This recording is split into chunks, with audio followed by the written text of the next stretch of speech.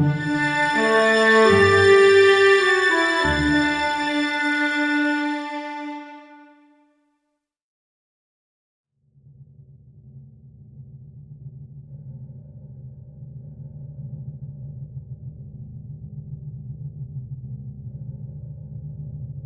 I'm Ben, and welcome to my book corner.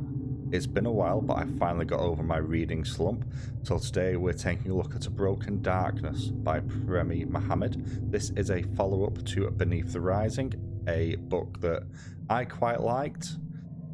So let's see if this one stands up to that one. There are some changes in format for this video. We shall still touch on the characters and the world, as well as the story. However, I'm then going to go into what I do and don't like, and then I'm going to give it a tier ranking at the end of the video. So let's jump straight into the story.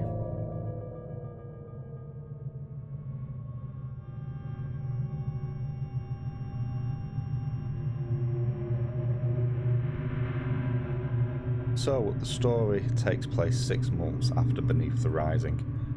Johnny and Nick have gone their separate ways after the various revelations from the previous book, and due to some of those revelations, Nick has actually joined the society that was sort of charged with managing and controlling magic and magical knowledge throughout the world. And of course, Johnny has gone back to their labs and continued to invent things. 6 months later, Johnny is on TV announcing the fact that he has created a brand new super clean form of energy. And upon seeing this, Nick kind of realizes that this is probably the same sort of generator that caused all the problems in the first place, and manages to lobby the society to get him access to the event. During the unveiling of the machine, something goes terribly wrong, and it appears at least that the creatures that were so prevalent in the first book are coming through. From here, the story kind of accelerates very much the way that the first book did. You have multi-dimensional travel, you have the world being warped in strange and terrifying ways around them, and it's them trying to find a way to stop this, especially considering the fact that from their point of view at the end of the last book, this should be impossible, and there's an interesting twist on the idea of this being an invasion, and it's not quite what it would appear to be, and it's certainly different from the one before. Just like the first book, the actual premise is still a very solid one to go off, so the story, once again, is pretty good.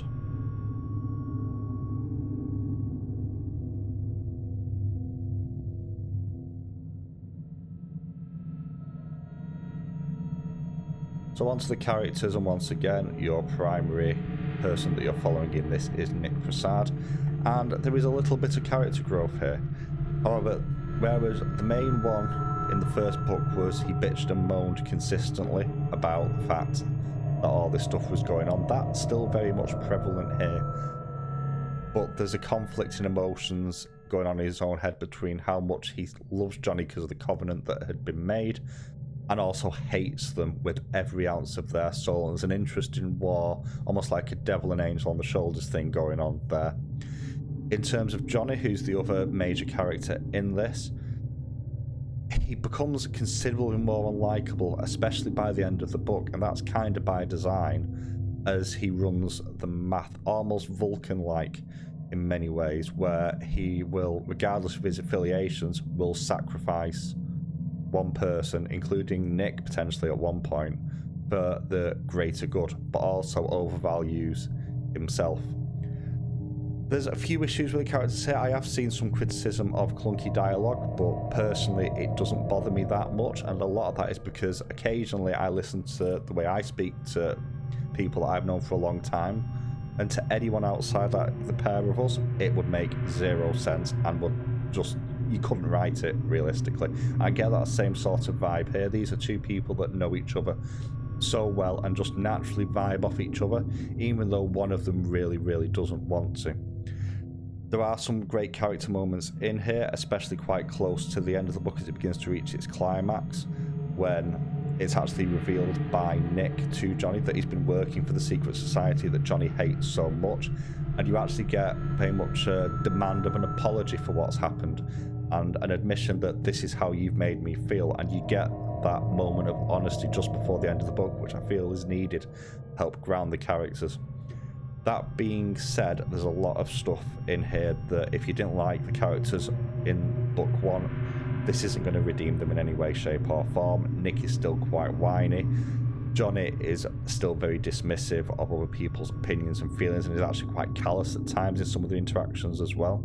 There are a couple of other characters introduced in this book as well. You get a little bit of time with. Some of them are quite interesting, but they're not in the book long enough to really leave much of an impression. So some decent character stuff here, but not amazing.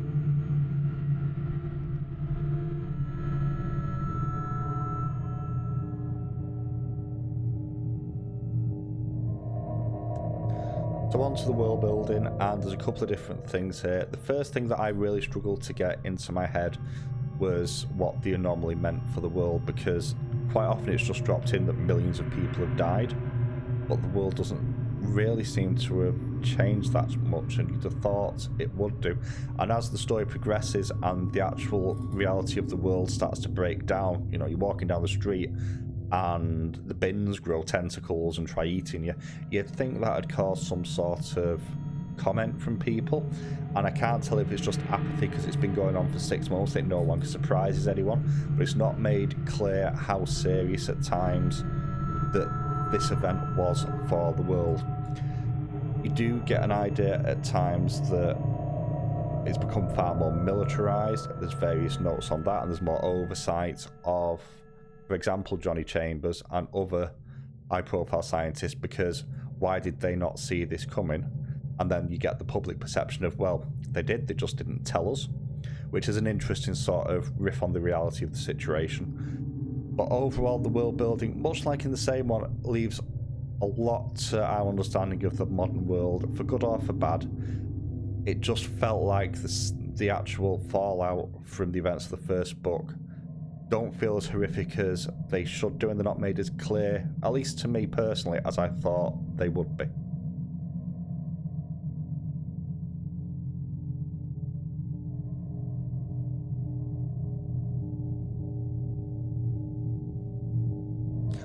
So on to the positives about this book, especially versus the previous one. This is actually better written and it's considerably better paced, whereas the first book had a considerable issue with pacing, as it was incredibly slow to develop in the first sort of quarter and then accelerated away to such a breakneck pace that you couldn't really keep up. This is a lot more even in its distribution. It does have a ramp up at the end, but the ramp up actually makes more sense, and it has more of an ebb and flow to the storytelling in here compared to the previous book, which I really liked. In addition, another thing that's quite positive is the descriptive work around the various monsters and effects that you see, and is still really, really good. The best way I could describe this is, if you were to read this in a children's book, it wouldn't seem out of place, but it's explained as the way that the human mind is trying to process something that it can't process, so it almost doesn't make sense in the way that it comes across. And that's how it's meant to be, because these are things that the human mind are not meant to be able to perceive.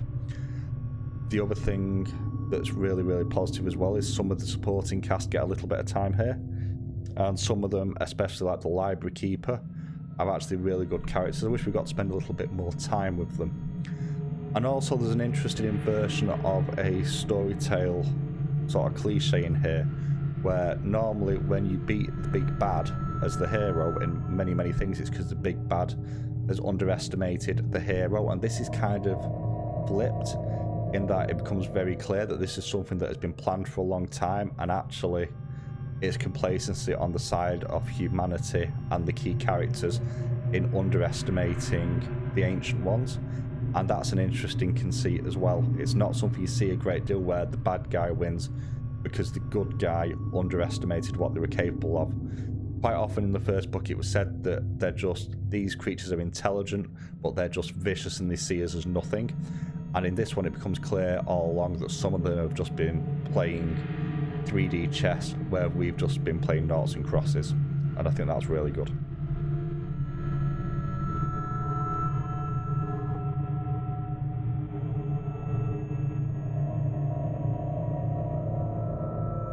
So in terms of negatives for this book, The first one, if you don't like Nick and Johnny from the first book, you're definitely not going to like him in this one. There is some character development, but this is a lot more focused, has a lot more time to breathe on those two characters. And considering that the actual character development is surprisingly sparse, you do get plenty of interesting interactions, you have a better sense of their motivations, and because of the revelation to do with the Covenant in the previous book, it makes complete sense.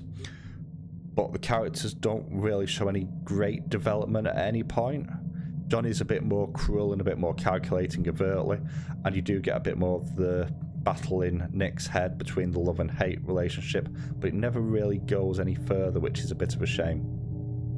The other problem I have majorly with this is the fact that the story doesn't really do anything in the middle of the book.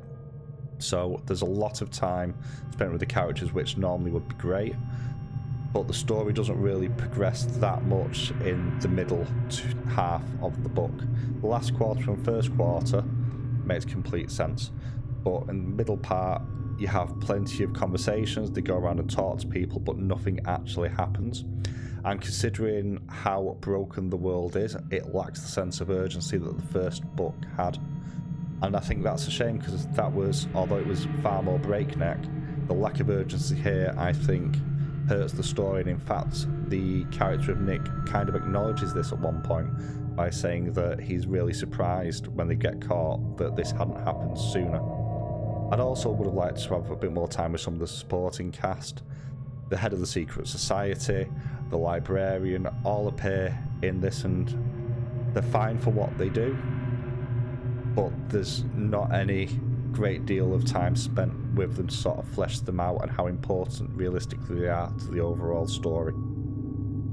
The other thing as well is it's unclear how this ends. Now obviously that's set as a cliffhanger for the following book, but any sort of vague idea would have helped, not just, well, I've woken up somewhere and there's 9 moons and I can hear voices in the distance.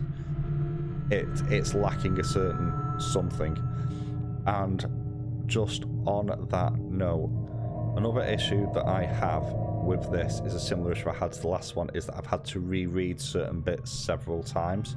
I'm not quite sure what it is, because when I reread it the second time, it makes complete sense, but some of this has not stuck in my head at the first time of reading, and I'm not quite sure what that is that's causing it. I had a similar issue with the first book.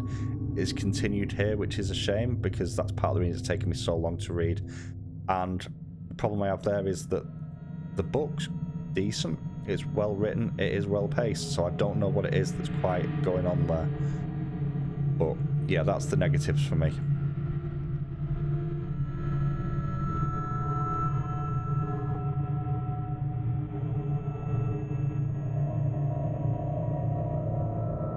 So when all's said and done, for me, this book falls into C tier personally. I'll throw my tier list up on the screen. The problem I have with this book is less in the quality of it. Overall, I think the writing is a lot tighter here, and I think the pacing is better as well. But the lack of urgency actually hurts this, considering everything that's going on in the world, and that's its biggest detriment.